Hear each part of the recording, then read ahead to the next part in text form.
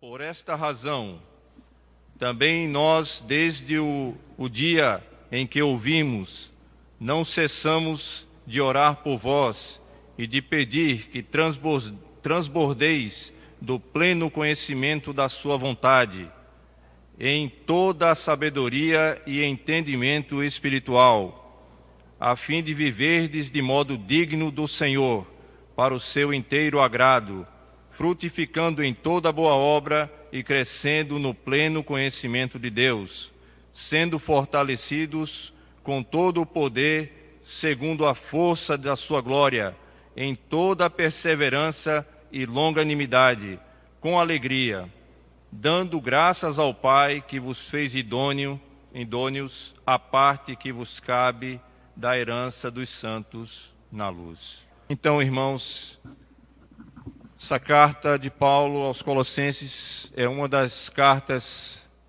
que foram escritas no período difícil da vida de Paulo. Paulo estava preso em Roma e ele escreve a carta aos Efésios, a carta aos Filipenses, a carta aos Colossenses, que nós lemos do capítulo 1 até o verso 12, e a carta de Filemão. E Paulo, então, ele, embora tenha escrito essa carta aos Colossenses, ele não foi o fundador direto dessa igreja. Provavelmente, indiretamente, porque Paulo, quando esteve em Éfeso, passou 3 anos naquela cidade. Éfeso e Colossenses a distância é em torno de 200 quilômetros, 170 a 200 quilômetros aproximadamente. E é possível que Epáfras, o qual foi relatado aqui, um fiel ministro de Cristo, antes da sua conversão, ele passou por Éfeso e ali, ouvindo Paulo, converteu-se ao Senhor e retornou então para Colossos, que era a sua cidade. E ali ele começou então aquilo que ele recebeu do Senhor, pelo apóstolo Paulo provavelmente, o Evangelho. E esse Evangelho então cresceu e então foi formada a igreja de Colossos. A cidade de Colossos, anteriormente, antes de Cristo, 5 séculos provavelmente antes de Cristo, era uma cidade muito próspera. Mas, com o passar do tempo, houve um grande terremoto e tanto ali as igrejas ou aquelas cidades que estavam próximas, como Laodiceia e Herápolis, elas são muito próximas uma da outra. E Laodiceia, por ser uma cidade muito rica em ouro, ela sobreviveu a esse terremoto, e Herápolis também. Ela passou a ser rota de comércio e foi desviada a rota de Colossos para essas 2 cidades ali circunvizinhas. E Colossos passou a ser uma pequena cidade, sem muita expressão.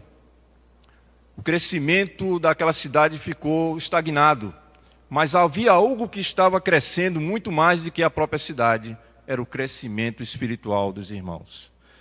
Então Paulo, quando ele, no primeiro versículo aqui, ele escreve, dizendo: Paulo, apóstolo de Cristo Jesus por vontade de Deus, e o irmão Timóteo, aquele que cooperava juntamente com Paulo. Paulo prefacia essa carta para mostrar que ele tem a autoridade de Jesus Cristo sobre a vida dele. Ele não é um apóstolo enviado por homens, porque nesse tempo, irmãos, havia muitos falsos mestres, muitos homens que peregrinavam e, se dizendo apóstolos, enganavam as pessoas, enganavam os crentes. E esse é um dos motivos de Paulo ter escrito essa carta, porque havia muitas heresias no meio da igreja. E havia um misticismo pagão, e juntamente com um ascetismo judaico, da religião judaica, porque existiam alguns judeus naquela região, e também existiam os gentios, moradores daquela área. Então o que acontece? Havia um misto, algumas pessoas dentro da igreja faziam uma nova religião, misturando as práticas judaicas da lei, que não toques nisso, não coma isso, não vista isso, não participe dessas festas. Então havia muita religiosidade no meio da igreja, juntamente com culto de místico, como culto aos anjos, por exemplo. Então essas pessoas ensinavam o falso evangelho aos cristãos de Colossos. E Paulo tinha uma preocupação com aqueles cristãos que eram fiéis. E ele destina essa carta não a qualquer pessoa que faz parte da igreja. Como nós estamos aqui todos reunidos essa noite, alguns de fora podem pensar, todos que frequentam a igreja são a igreja. Mas Paulo vai dizer nessa carta que não é bem assim. E ele vai fazer uma menção, que ele escreve essa carta para os crentes fiéis em Cristo. Vamos ver aqui no versículo 1. Então, após ele dizer as credenciais que ele é apóstolo de Cristo Jesus, ele no versículo 2 diz: aos santos e fiéis irmãos em Cristo, que se encontram em Colossos, graça e paz a vós outros, da parte de Deus, nosso Pai. Veja, irmãos, que há uma diferença muito grande entre ser um fiel irmão em Cristo e você estar apenas em Colossos, na igreja de Colossos. Porque esses fiéis irmãos em Cristo estão em Colossos. Então eu quero fazer um paralelo nessa questão de em Cristo. Por que Paulo faz menção de em Cristo? Porque não apenas irmãos, não apenas crentes que estão na igreja de Colossos, mas ele faz menção de ser em Cristo.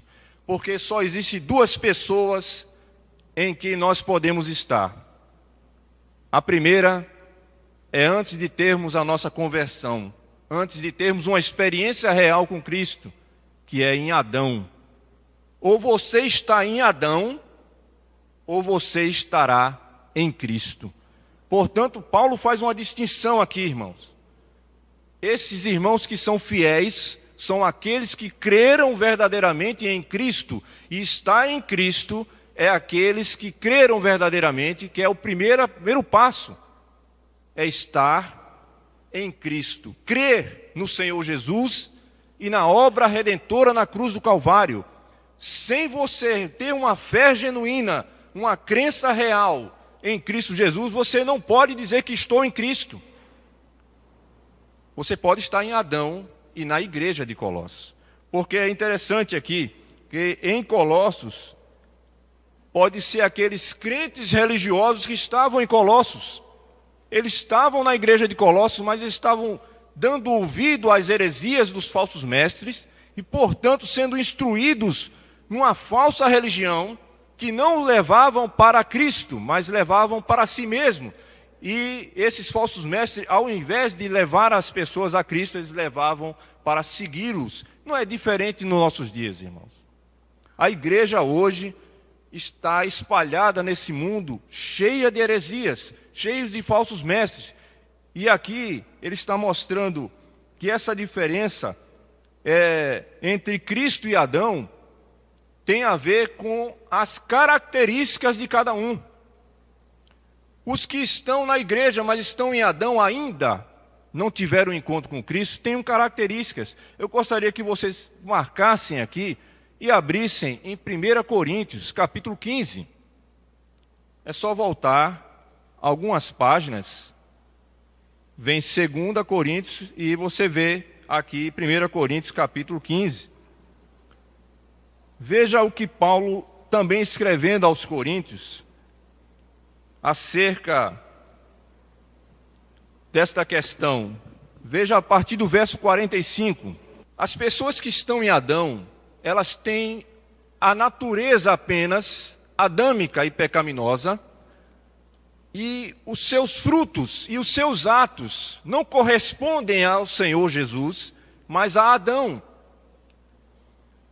Jesus já falou que a árvore é conhecida pelos seus frutos.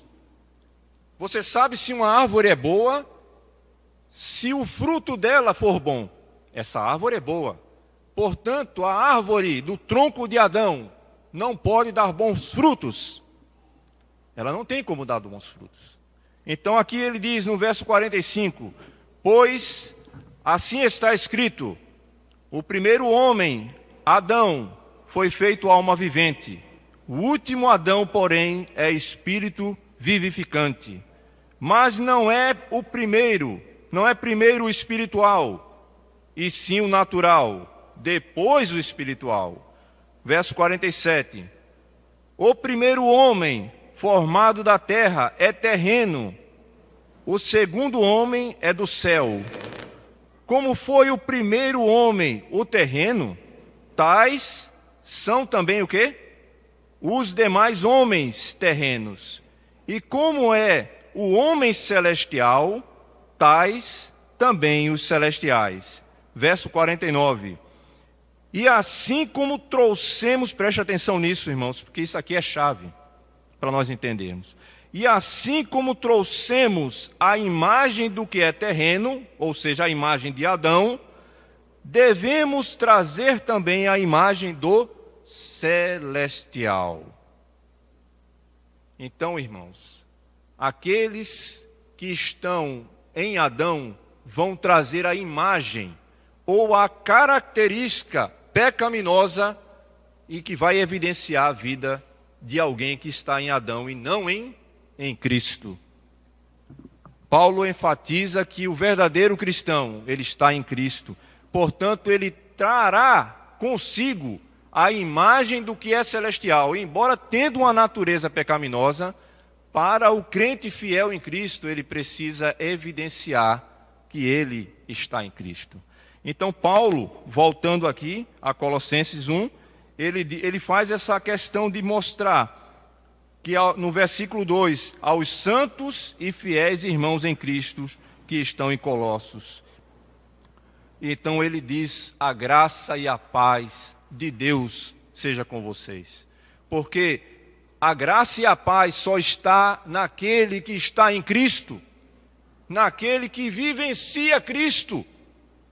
Não é apenas aqueles que sabem sobre Cristo. Paulo está mencionando aqueles que vivem Cristo. Tanto é, irmãos, que ele, em seguida, ele começa um motivo de ação de graças a Deus por essa igreja. Se Paulo estivesse hoje presente aqui, no nosso tempo, e tivesse de escrever uma carta para esta igreja, ele teria entre nós que estamos aqui presentes um motivo de gratidão para com Deus por cada vida que está aqui. Você se inclui naqueles os quais Paulo está mencionando, fiéis irmãos em Cristo, vivendo e buscando viver em Cristo, ou ele encontrará irmãos, como tinha alguns grupos aqui nessa igreja, que viviam mais em Adão e buscando seus próprios interesses e não os interesses do Senhor. Como você se encontraria nesta carta que Paulo escrevesse a esta igreja no nosso tempo? Como você se incluiria? Entre os fiéis irmãos em Cristo ou os infiéis que estão em Adão, que estão vivendo no pecado? Portanto, ele diz no verso 3, damos sempre graças a Deus Pai de nosso Senhor Jesus Cristo, quando oramos por vós.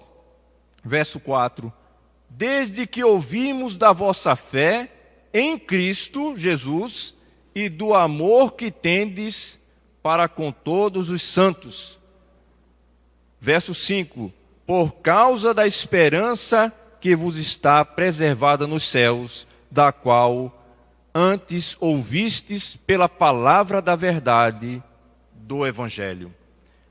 Você, eu creio, já deve ter ouvido o Evangelho. Quantas vezes você já ouviu o Evangelho? Ah, sim. E o que é o Evangelho? O Evangelho diz respeito a uma pessoa, Cristo. Romanos vai falar isso. O Evangelho é com respeito ao Filho de Deus, capítulo 1 de Romanos. Portanto, irmãos, crer em Cristo é viver em Cristo. Não podemos dissociar crença em Cristo, fé no Senhor, sem a prática da fé. Porque Tiago diz, a fé sem obras ela é morta. Portanto, se nós não temos vivenciado a fé que nós professamos em Cristo, alguma coisa está errada com nossa vida.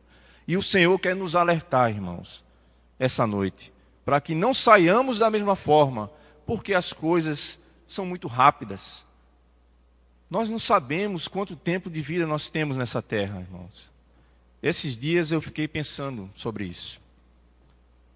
Todo dia nós saímos para trabalhar, talvez para estudar, fazer compras, as coisas do cotidiano, sabe? Aquele jornalista fez uma palestra e pegou um helicóptero e não voltou para casa. Ele não passava na cabeça dele que ele, depois de uma palestra talvez com uma performance muito grande, sendo aplaudido, um bom almoço, conversa boa, vou voltar. E não voltou. Não passa na cabeça de ninguém que daqui a pouco você vai morrer. Não passa na minha cabeça. E eu parei para pensar, meu Deus, todas as vezes que nós vamos sair, eu digo, Senhor, se for hoje o dia que eu vou partir. Você para pensar nisso? Você para pensar como tem sido sua vida até agora? O quanto você e eu nós temos nos dedicado ao Senhor, o quanto eu e você nós temos frutificado ao Senhor, porque nós queremos viver muito tempo aqui, mas para que viver muito tempo aqui se nós não estamos vivendo para o inteiro agrado do Senhor? Se é que nós verdadeiramente já tivemos um encontro com Ele.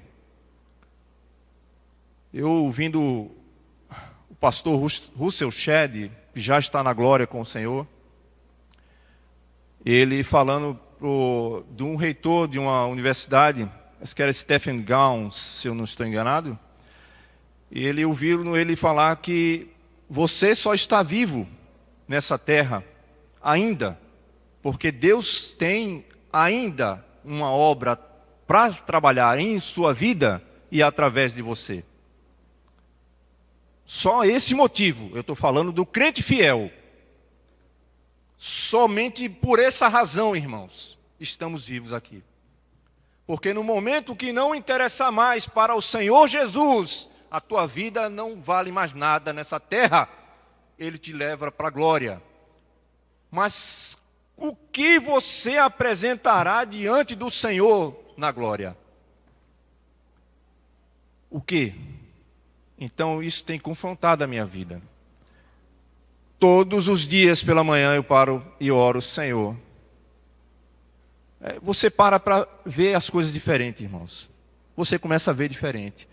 Sabe, as minúcias, as pequenas coisas que te tiram a paz, que você fica louco. O que o diabo faz isso para tirar a atenção, sua atenção de uma devoção, de uma piedade para com Deus. É isso que traz paz ao nosso coração, irmãos. É uma vida centrada na vontade do Senhor, em busca dessa perfeição, desta maturidade. E o tema dessa noite é crescendo no pleno conhecimento de Deus. Crescendo no pleno conhecimento de Deus. Este era o alvo do apóstolo Paulo.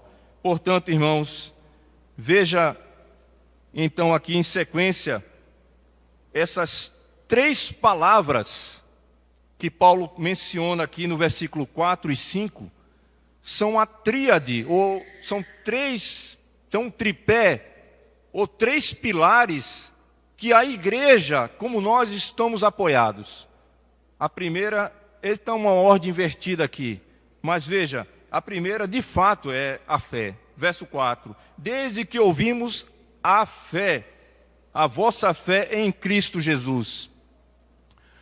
O primeiro passo para você ter uma caminhada no progresso, no crescimento espiritual, crescendo segundo a vontade de Deus, é crer de fato no Filho de Deus, se arrependendo dos seus pecados, e crendo que Ele é suficientemente seguro para te dar plena salvação.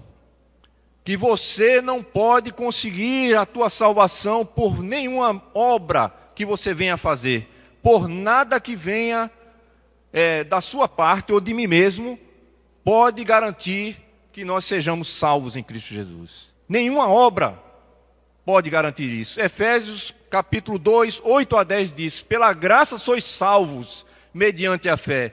E esta fé não vem de vós, é um dom de Deus. Não de obras para que ninguém se glorie, porque somos feitura dele, criados em Cristo Jesus para as boas obras, as quais Deus de antemão preparou para que andássemos nelas. Não somos salvos pelas obras, mas para as boas obras. As pessoas muitas vezes se esquecem de que crer em Cristo está implicitamente ligado ao andar em Cristo. As boas obras precisam estar presentes em nossas vidas. Senão nós seremos infrutíferos, embora salvos. 1 Coríntios 3 é uma advertência para nós. Embora aquele que é salvo em Cristo pode ser salvo no último momento, porque através do fogo ele é salvo, mas as suas obras se queimam, porque é palha, feno, madeira, palha e feno. Mas aquele que busca fidelidade com o Senhor é aquele que constrói a sua casa sobre a rocha. E que o material dessa casa espiritual, que é as pessoas, é feita de ouro, prata e pedras preciosas. E aí existe um prêmio além da salvação para aqueles que vivem de forma a agradar o Senhor. Paulo era um homem que vivia para esse inteiro agrado. Ele não se contentava em ter apenas a salvação. E ele traz esse exemplo para os colossenses. E ele mostra que eles estão crescendo. Veja então, seguindo essa questão aí, a fé é o primeiro. O segundo está aqui na parte B do versículo 4. A fé em Cristo Jesus e do amor que tendes para com todos os santos. Irmãos, quanto problema nós temos na igreja por falta de amor. Nós temos assim de gente com fé. Eu creio no Senhor, eu creio em Jesus. Mas cadê o amor entre os irmãos? Nós sereis conhecidos que sois meus discípulos quando amardes uns aos outros. Isso foi Jesus que disse. Então, irmãos, como é que está o amor entre nós? Olha que isso aí pega muita gente. E aí me pega também. Porque muitas vezes nós queremos voar no pescoço de alguém. Não é? Sim. E alguns querem voar no meu pescoço também. Né? Não é só isso. Então a gente vive assim. Agora, não é para viver assim. Nós vamos ver isso aqui. Então veja, a fé, a esperança, o amor. No caso, a fé, o amor agora. E no versículo 5 ele diz: por causa da esperança que vos está preservada nos céus, da qual antes ouvistes pela palavra da verdade, que é o Evangelho. Então nós temos a fé, a esperança e o amor.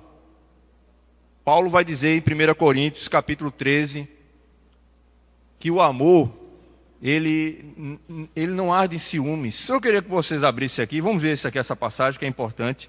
Nós vamos ver aí, 1 Coríntios capítulo 13, segura aí, verso 4 ao 8. O amor, verso 4, né? 1 Coríntios 13, 4. O amor é paciente. Falta paciência muitas vezes na gente. Em casa é que falta paciência, irmão. Eu estou trazendo essa mensagem, mas vocês não sabem quanta paciência eu tenho que exercitar. E minha esposa está aqui e ela também tem que exercitar comigo. O amor é paciente. E é interessante que hoje nós estamos completando aniversário de casamento. E hoje eu escrevi uma mensagenzinha para ela.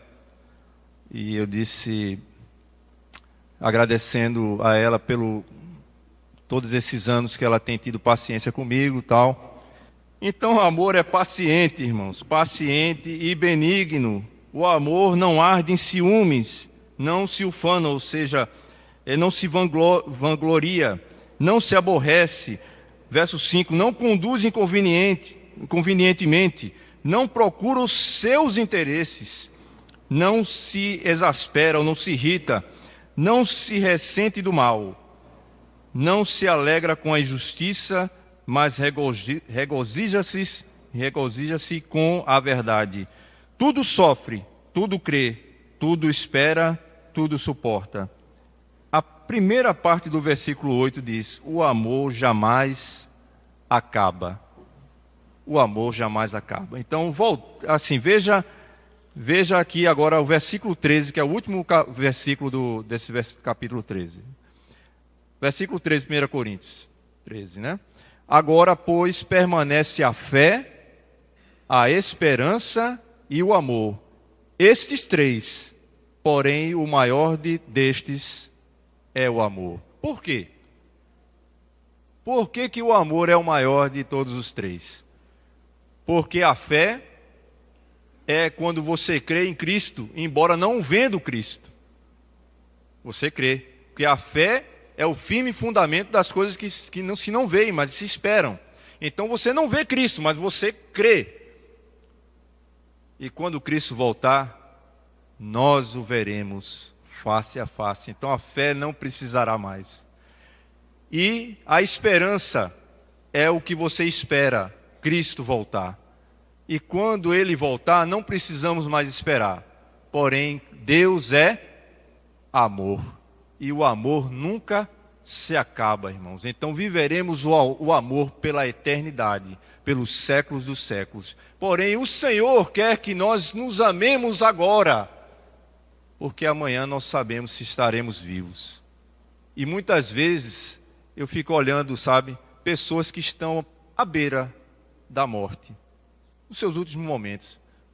Tudo que para eles antes era valor, tudo que era valor, não tem valor nenhum. Eles querem estar ao lado da família, dos filhos, querem dizer coisas que nunca disseram, querem fazer atos de bondade, porque sabem que vão partir. Só nesse momento, irmãos, nós precisamos fazer isso enquanto nós temos saúde, enquanto nós temos disposição, vida. Nós devemos fazer isso agora e não esperar para o último momento da nossa vida. Portanto, irmãos, eu quero já adiantando aqui no verso 6, voltando a Colossenses, capítulo 1, veja que Paulo está mostrando que ele ouviu, não é, da vossa fé em Cristo Jesus e do amor que tendes uns para com os outros. E ele diz que, na realidade, a fé, a esperança e o amor estão presentes na vida dessa igreja pelo evangelho que eles ouviram e creram.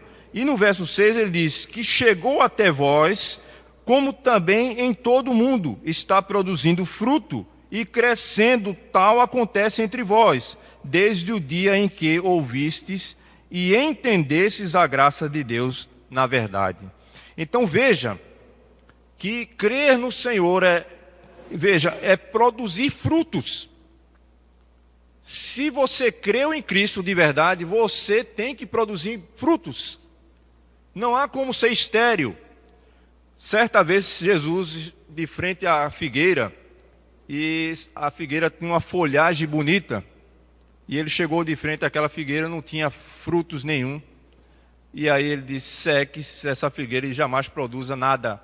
E a figueira secou e não produziu mais nada. Então veja que não pode ter uma aparência de que você vai dar fruto. Você tem que ter fruto.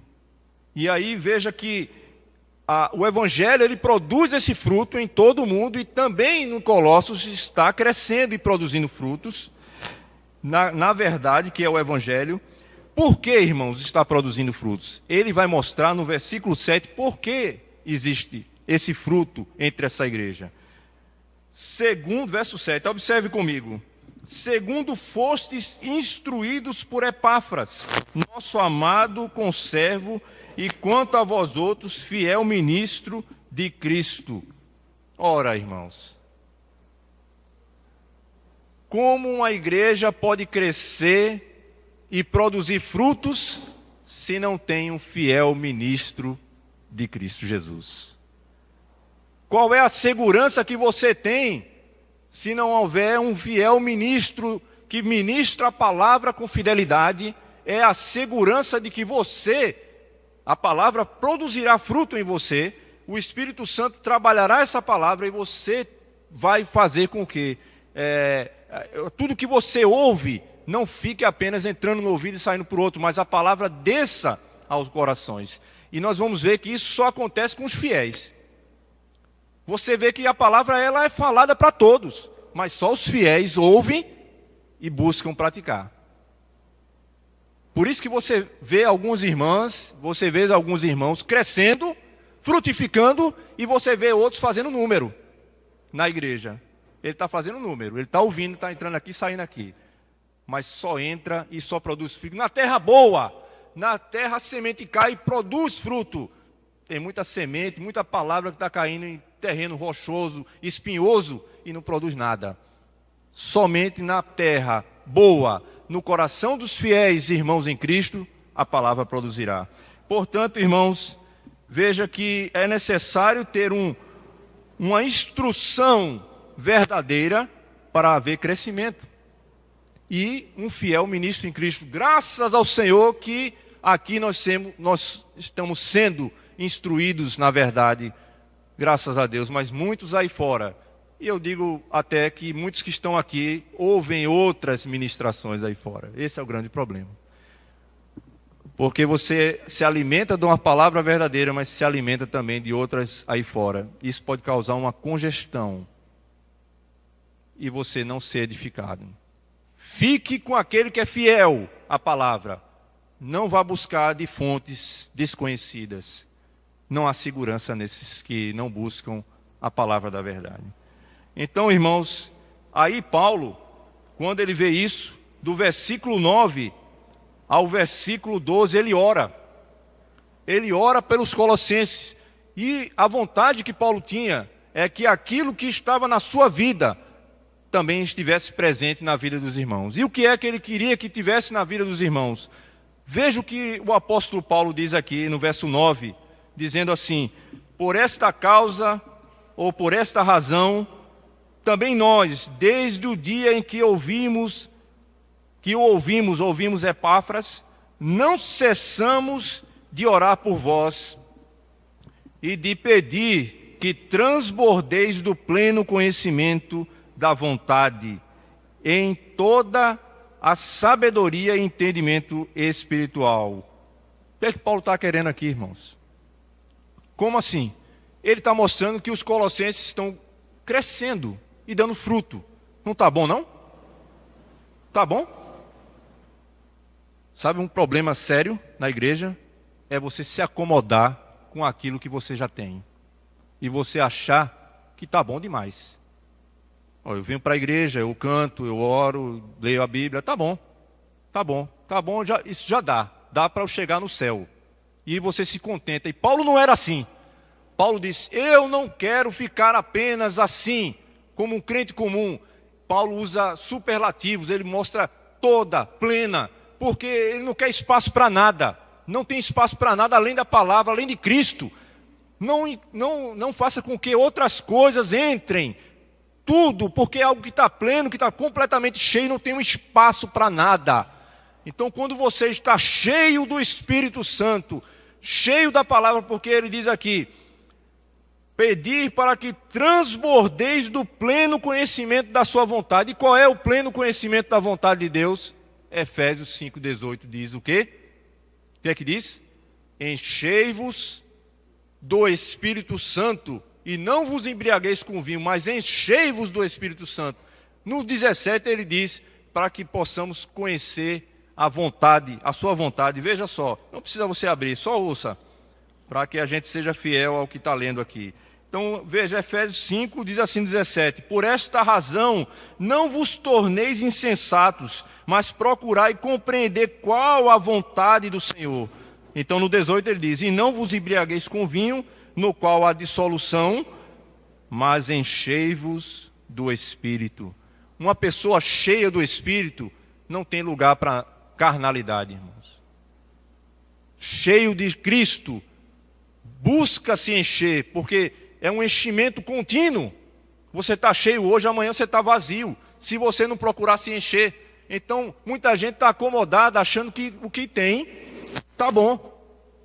Tá bom, eu vou continuando aí. E não é isso que o Senhor espera de nós, porque Paulo disse que pedir que transbordeis.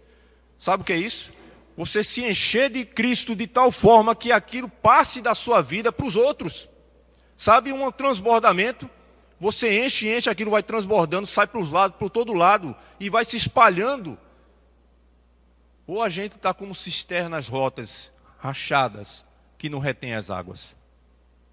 Deixando o manancial de águas vivas. Foi isso que o povo de Israel fez. Jeremias fala sobre isso. Dois males fez o meu povo contra mim. Deixou o manancial de águas vivas e cavou cisternas rotas, rachadas, que não retém as águas. Deixou a fonte para buscar outras coisas que satisfaçam a sua vida, mas são cisternas rachadas. Não acumulam, vai embora a água, vai embora todo prazer que você conquistou, é fugaz. Cristo é o manancial de águas vivas. Será que temos buscado essa fonte? Ela está disponível para você essa noite, irmãos.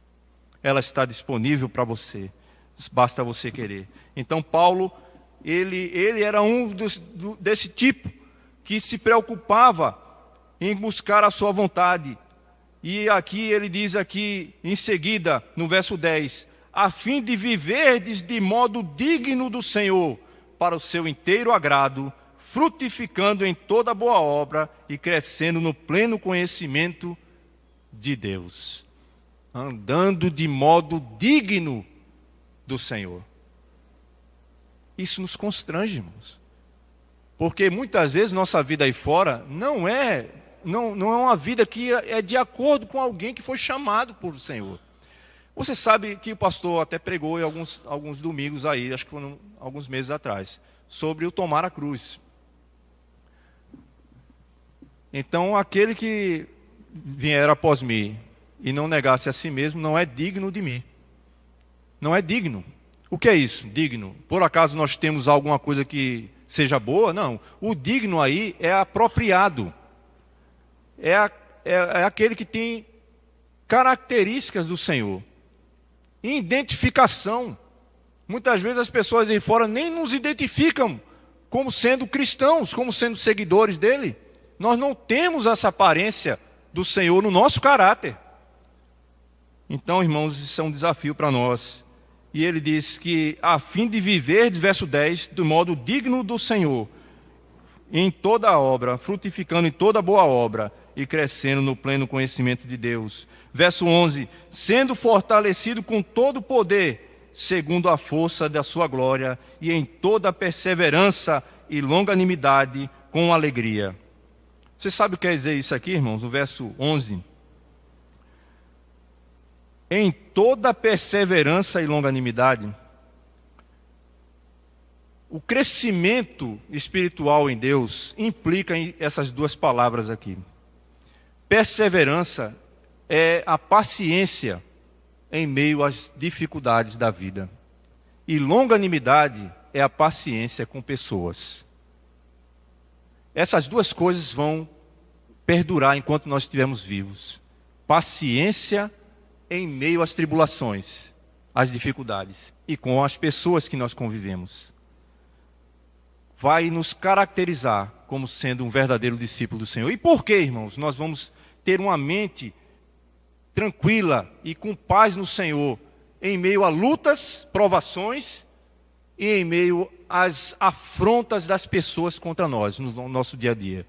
Porque aquilo que está no porvir é muito maior do que essas coisas. A nossa leve e momentânea tribulação não se compara com o peso de glória que há de vir. Então, quando nós comparamos essas lutas da nossa vida, do nosso dia a dia, as afrontas das pessoas, as calúnias, as difamações, os percalços que nós temos para a caminhada na nossa casa, entre o trabalho, a família, tem que ser menor do que aquilo que está reservado nos céus. Porque aqui ele está dizendo, em seguida, no verso 12, dando graças ao Pai que vos fez idôneo à parte que vos cabe da herança dos santos na luz.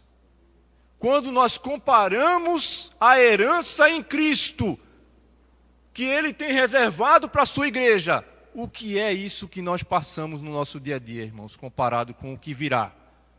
Comparado com a glória do Senhor no porvir, tudo isso não é nada. Então, portanto, irmãos, ele vai mostrar aqui que viver de modo digno do Evangelho tem a ver com as nossas ações em casa, no trabalho, na família, entre os empregados, no modo prático.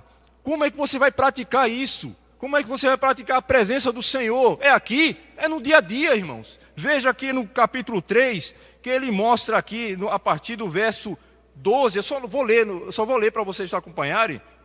Colossenses 3, verso 12, ele diz assim: as virtudes devem ser o quê, irmãos? Veja aí um título na minha Bíblia, diz: as virtudes devem ser cultivadas. As virtudes de Deus em Cristo devem ser cultivadas no meio da família. Então ele começa dizendo, no verso 12, revesti-vos, pois, como eleitos de Deus, santos e amados, de ternos afetos, de misericórdia, de bondade, de humildade, de mansidão e longanimidade, são características de Cristo. Verso 13, suportando uns aos outros, perdoando-vos mutuamente, caso alguém tenha motivo de queixa contra outrem, assim como o Senhor vos perdoou, assim também perdoai vós.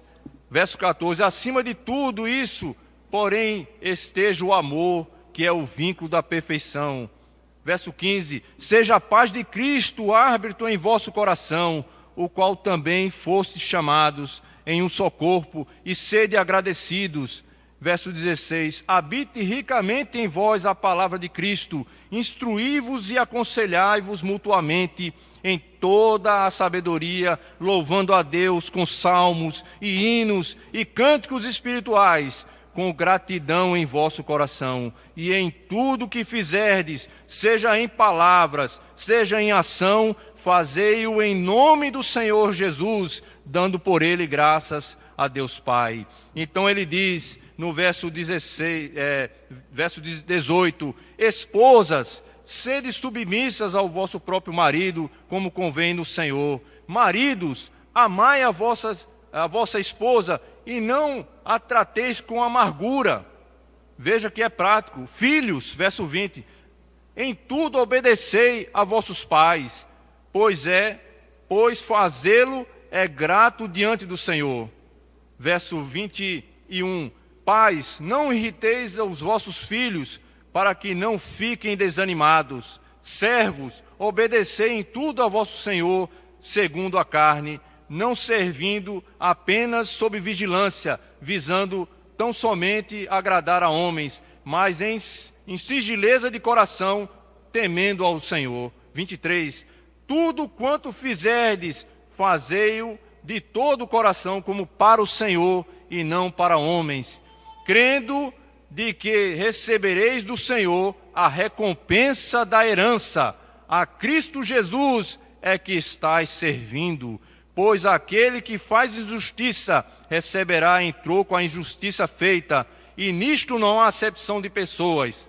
Senhores, capítulo 4, verso 1, senhores, tratai os servos com justiça e com equidade, certos de que também vós tendes Senhor nos céus.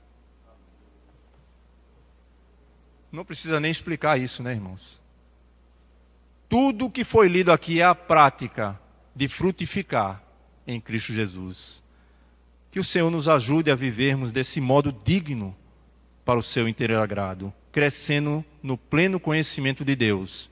Que a imagem do Senhor Jesus apareça em casa, no trabalho, na escola, entre os irmãos, entre os amigos.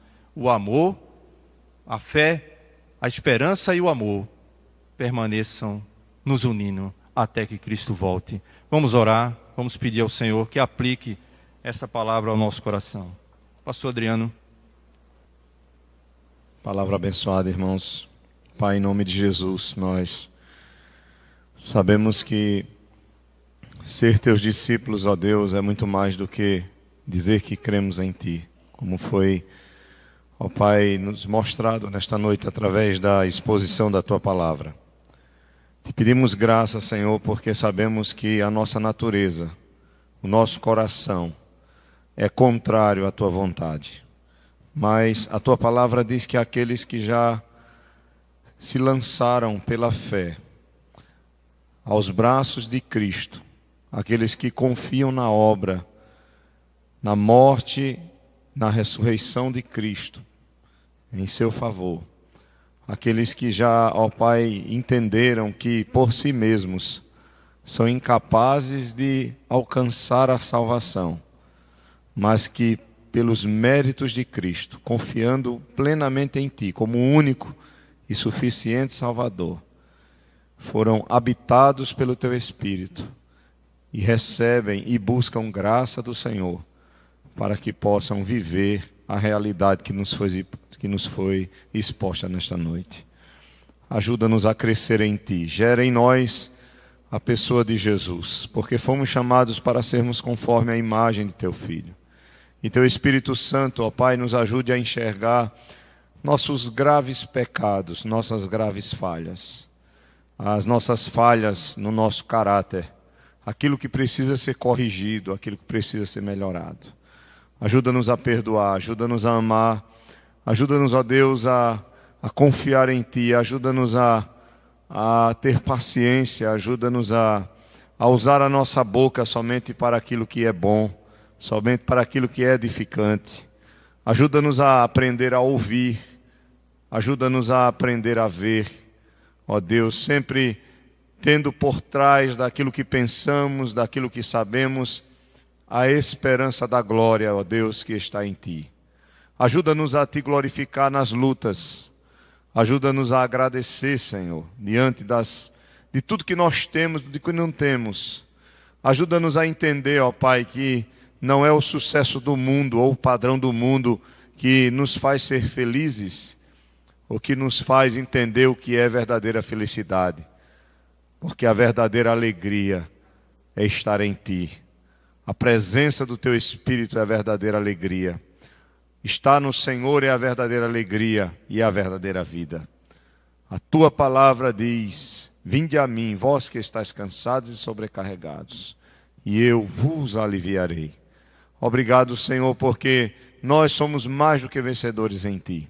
Abençoa a Tua igreja, abençoa o Teu povo, abençoa-nos que ouvimos a Tua palavra nesta noite, os jovens, aqueles adolescentes que aqui estão, que possam entender a Tua palavra, os casais, os mais velhos, os mais novos, aqueles que ainda não nasceram de novo, que Teu Espírito Santo venha, ó Pai, gerar esse novo nascimento no coração.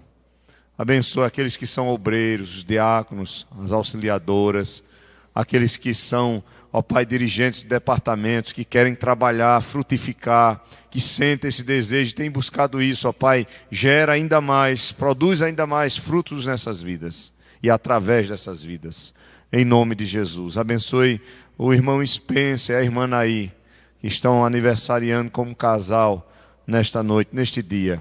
Abençoe suas vidas, que eles possam ter muitos anos e serem um testemunho vivo, ó Pai, de um casal que teme ao Senhor, que louva ao Senhor.